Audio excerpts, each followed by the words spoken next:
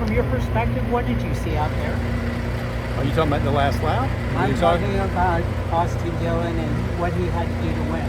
Yeah, I thought the last lap, that's something that, our sport has been a contact sport for a long time. We always hear, where's the line, and did someone cross the line? I would say that the last lap was awful close to the line. We're taking a look at all the available resources from audio to video, the spotters. We're listening to crew chiefs and drivers, and if anything rises to a level that we feel like we need to penalize, then we'll do that on Tuesday. In the past, NASCAR has been, when somebody's got hooked in the right rear like that, or NASCAR penalized in a situation that looked like that, what's NASCAR? Yeah, I would say we'll look at all the available resources, look at audio, look at video, look at SMT data, as we normally do on a situation like this, and make a determination on Tuesday. Could you take the win away, or historically take the away, or is it a week? Yeah, historically, that hasn't been our DNA to take races away, but that's not to say that going forward this wouldn't start to set a precedent, or do we have to look at it?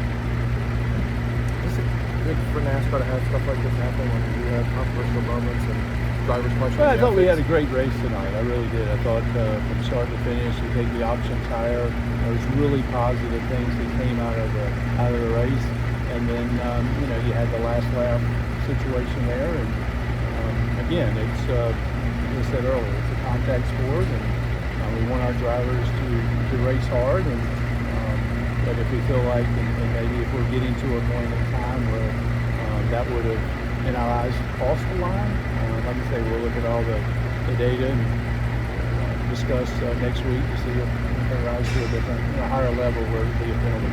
Is it unfortunate that your experiment with the tires has been just so overshadowed by this incident? Well, as I said earlier, I think the hats off to Goodyear and all the folks in Akron. Their team has done a phenomenal job with the option tire, and I thought we learned a lot today.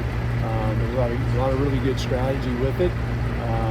If you look at what the 99 to 34 did early, I mean, they kind of saved their races, so I felt there was a lot of positive there. But we'll debrief on that topic as well with Goodyear and our competitors and see how we move forward. Are you guys evaluating Joey throttling up on pit road?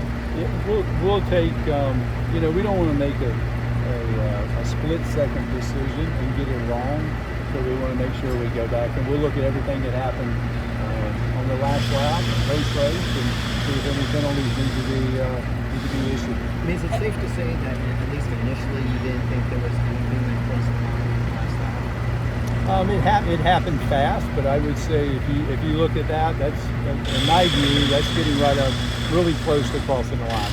Elton, we saw Dale Earnhardt win a lot of races this way. We even saw him pin Greg Sacks one time to get a caution so he could get a lap back.